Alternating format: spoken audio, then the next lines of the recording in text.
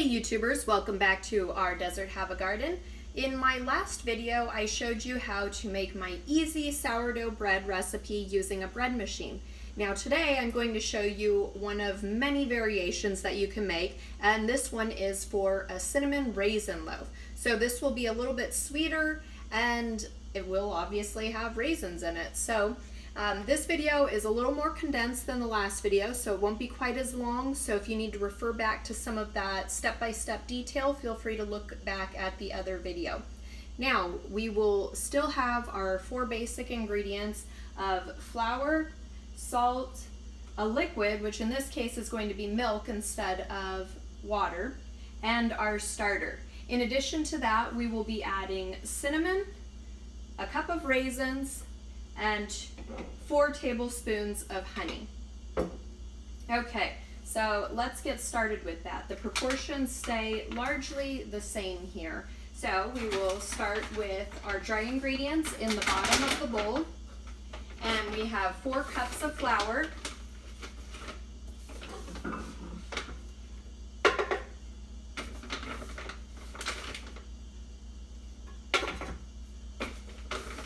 and here, if you want to use whole wheat flour, you may, but it provides a more dense loaf. You might want to try doing half if you really like to use whole wheat flour. I just use all-purpose unbleached for my bread. It makes lighter bread. Okay, so we have our 4 cups of flour. Next, we will do salt. In the last video with the regular sourdough, I did 2 teaspoons of salt. For this one, just 1. Maybe even a scant 1 teaspoon. Okay, and going along with dry ingredients, we will add our cinnamon. Let's do a heaping teaspoon of cinnamon. We like lots of spice around here. And at this point, we will also add our raisins. So we have 1 cup of just regular California raisins. Okay. Next, we will want to add our liquid ingredients. So I have 3/4 cup of milk. So 1 cup was necessary with the sourdough recipe, but we are adding more liquid in the form of honey. That adds more moisture to our recipe. So we'll cut back our other liquid a little bit. And this is actually almond milk. You can use whichever kind of milk your family prefers to drink, whether it's coconut, almond, cow milk, whatever. It all works the same. And then we are going to do 4 tablespoons of honey. This gives it the sweetness and it also tames the sourdough flavor. And it doesn't have to be exact because honey is sticky. So you just kind of glob it on in there. Sometimes it helps to dip your measuring spoon in oil first if you have melted coconut oil, but right now, because it's kind of cool, my coconut oil is all solid, so I couldn't dip it first, and so as you can see, it's nice and sticky to the spoon.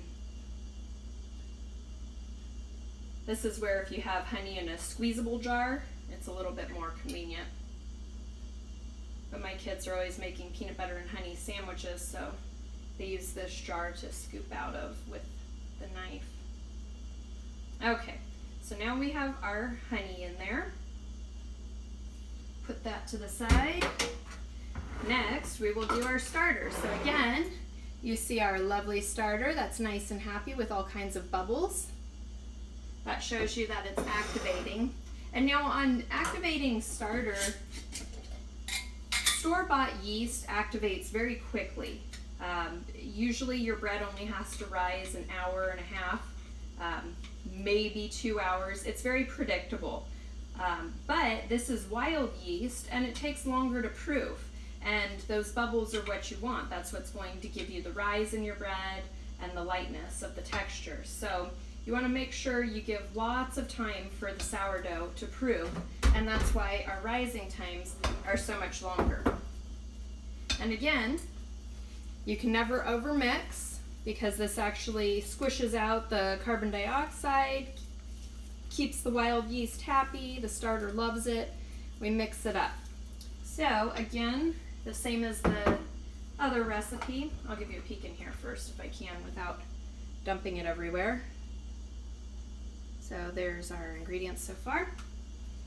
We will add 2 cups of starter, and this is making 2 loaves of bread. Doesn't matter if you've got a little bit more or a little bit less.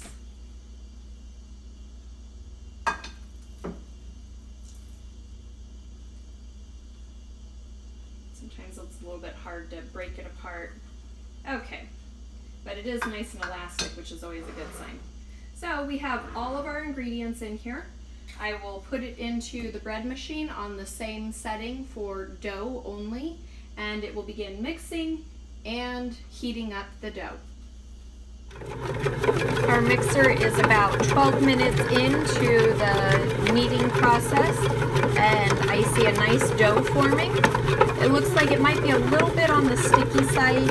If you find that it's too sticky, you'll want to add flour about 1 tablespoon at a time. If it's too dry and crumbly, you'll want to add liquid 1 tablespoon at a time and allow it to fully incorporate before you add more. And in this case, the liquid would be more milk. So whatever liquid you're using, you add more. But let's wait till it stops again and I'll test it again. It felt all right.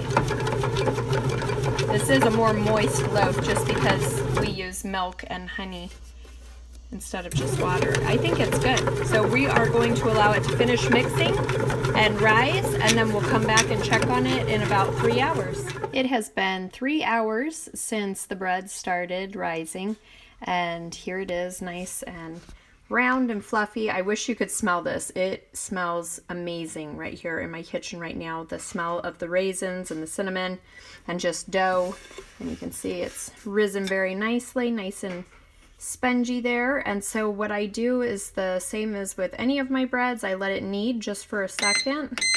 Let the machine do it for me because I don't want to have to put any extra effort into it if I don't have to. And we'll give it a minute to get it all circled around there. Kind of gathers up the dough back into a nice ball. It lets the air out.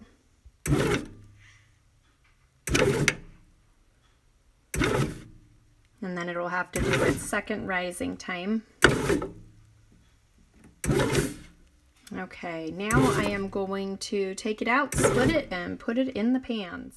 I have taken the bread pan out of the machine, and now I'm ready to grease my bread pans again.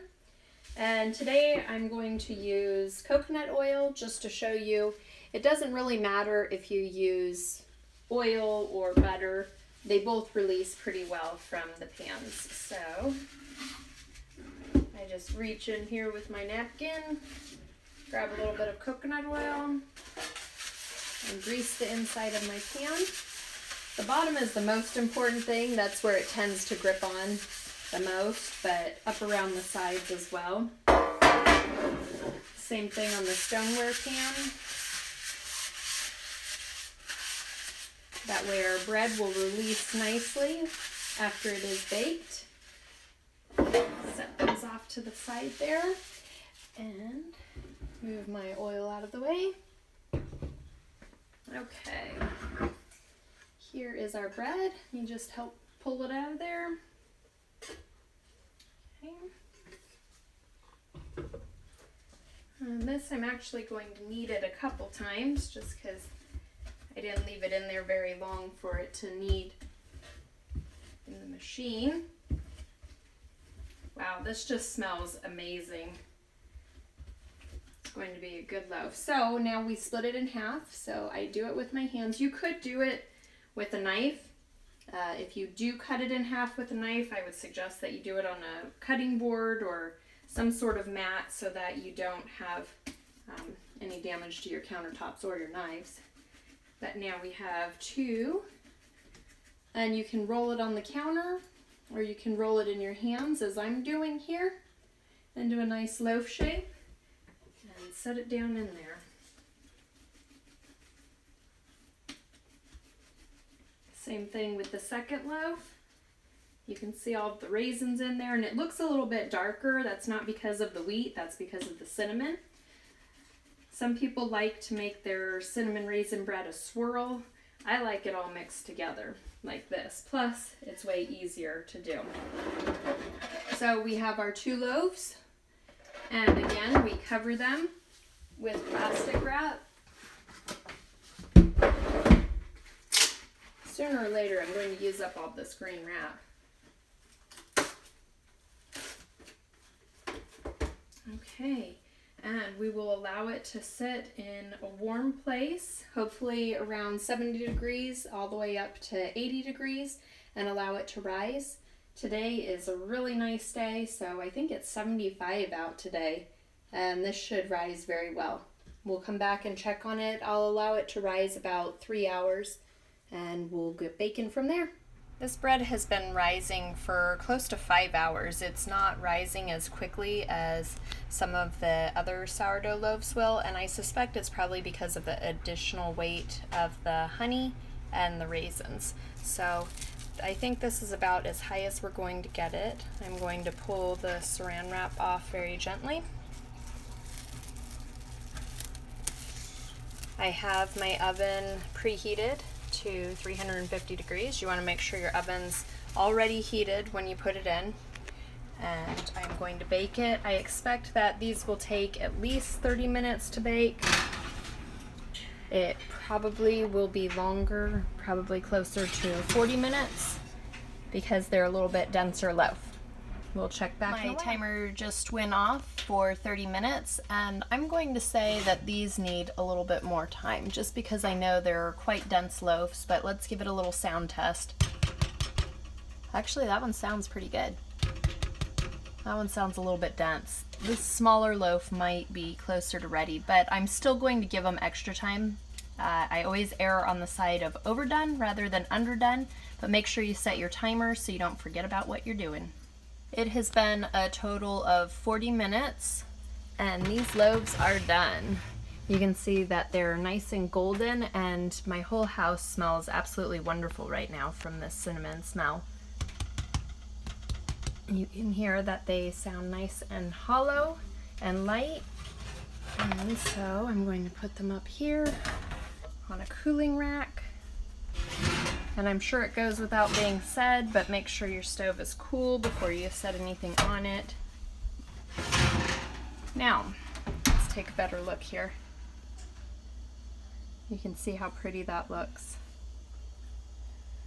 So I'm going to allow them to cool just a little bit, cool enough to handle the pans, and then I'll set them out on the cooling rack and allow them to cool pretty close to not room temperature. I'd say it's probably about 120, 130 degrees that I'll cool them to before we slice into. The bread has cooled down quite a bit, and now we are going to slice into it. We have both of our loaves here, and as always, you'll want to use your bread knife, which is a serrated knife, in order to cut it. And you want to use very light pressure on top of the loaf with your hand and a sawing gentle motion so as not to crush the loaf. Saw all the way through. Let's show you the inside. You can see it's a nice airy loaf. And we'll put some butter on it. I have my taste tester here again. You can see the butter's getting nice and melty there. So there's our slice of raisin cinnamon bread, and we'll see what he thinks. Good. It's good? Anything else? Nothing. Is it sweet? A little bit sweet? All right, so this is a great loaf of bread to make, especially for giving as a gift for maybe Mother's Day or a girlfriend's birthday party. Actually, my best girlfriend, her grandma is turning 80 tomorrow, and they're having a birthday party for her, so maybe I'll bring a loaf over to her. And I will post more videos in the future of different ways to use your sourdough. But until then, give me a thumbs up and subscribe to the channel for future updates.